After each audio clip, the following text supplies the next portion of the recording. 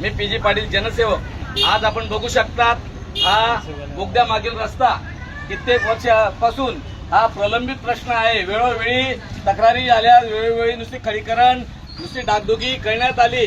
आज सत्य परिस्थिती अशी बघा, आजपर्यंत लोकांच्या गाड्या फसवत होत्या, आज स्वतः नगरपालिकेचे ट्रॅक्टर फसवून गेलं। मला सांगा, हे प्रशासनाच्या दुर्लक्षामुळे किती परिस्थिती वाईट होत आहे। स्वतः आज नगरपालिकेला भूर्दंड भरावा लागतोय। नगरपालिकेचे ट्रॅक्टर कसं फसलंय बघा, किती वेळ झाले घाण भरायला जाणारे ट्रॅक्टर थांबलं, ही गाडी सुद्धा फसली। आता काल रात्री तिथं आपल्या बस स्टँड पाशी सुद्धा ट्रॅक्टर शेतकऱ्याचं पलटी झालं। अशी दयनीय परिस्थिती पारोळ शहराची झाली। नुसता फोकस करतायत, खोटे फोटो टाकतायत। मी या फोटोंचं सुद्धा उत्तर देणार आहे, प्रूफ सीट देणार आहे। नगरपालिकेची मनमानी कारभार आणि त्यांच्या बहुमतच्या जोरावरती लोकांना ते काहीच समजत नाहीये। आज प्रत्येक ठिकाणी गल्लोगल्लीत ते फोन येत आहेत। आता फक्त पारोळा शहरामध्ये फसाफसी, पळापळी, डोकं फुटील एवढंच काम चाललं आहे। माझ्या पारोळा शहराच्या नागरिकांना विनंती आहे, हे सर्व काम या ठेकेदाराचं आहे। ठेकेदारांनी चांगलं काम केलं पाहिजे, याची जबाबदारी ही नगरपालिका प्रशासनाची आहे।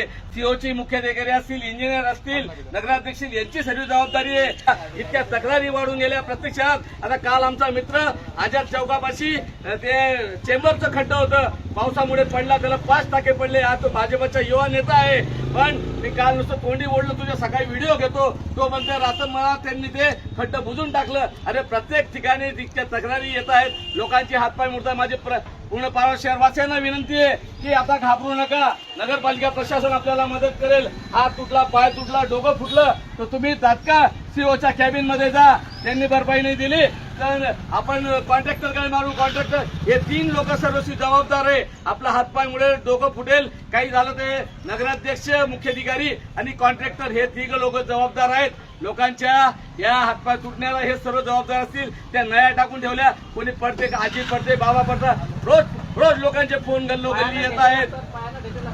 बायांना ठेच लागत आहे बा, दादा सुद्धा उभे आहेत। असे चेंबर आणून ठेवलेत, रस्त्याच्या वरती चेंबर आहे, लोकांना ठेच लागून आले, अंगठे फुटतात, अशी परिस्थिती आहे। लोकांचे एवढे फोन येतात, आपण काय रोज व्हिडिओ टाकायचा? अरे नुसते फोकसबाजी करू नका, प्रत्यक्ष त्या कॉन्ट्रॅक्टरच्या मागे इंजिन उभं राहा, सर्व करा। अरे तुम्हाला जनतेने इतकं भरघोस मताने निवडून दिलं, याचा अर्थ असा नाही। मला असं वाटतं की जास्त मतांनी निवडून दिलं तर त्याचा परिणाम हा मतदारांना भोगावा लागतोय। काठा निवडले असते तर मताची किंमत कळली असती। मला प्रशासनाला विनंती, हात जोडून विनंती आहे, माझ्या बोलण्याकडे दुर्लक्ष करू नका। माझ्याकडे सर्व गठ्ठे येत आहेत, नागरिकांच्या एवढे हाल बघू नका, एवढीच माझी विनंती आहे।